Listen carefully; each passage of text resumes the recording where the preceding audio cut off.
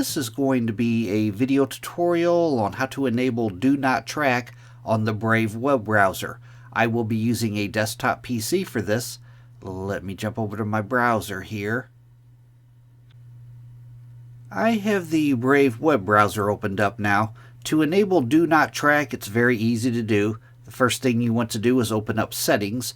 I'm going to go off to the upper right hand corner, up to where you see the 3-bar hamburger menu. I'm going to click on that. Then I'm going to go down to where it says Settings. And I'm going to click on Settings. Now in the pane off to the left hand side here, I'm going to click on Privacy and Security. Then on the center pane, just a little ways down in the Privacy and Security section, right here, send a Do Not Track request with your browsing data. By default, this is probably not toggled on, but to enable it, you just toggle it on.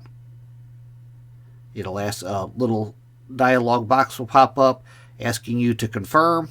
I'm going to click on Confirm. That is how to enable Do Not Track on the Brave web browser. Thanks for watching.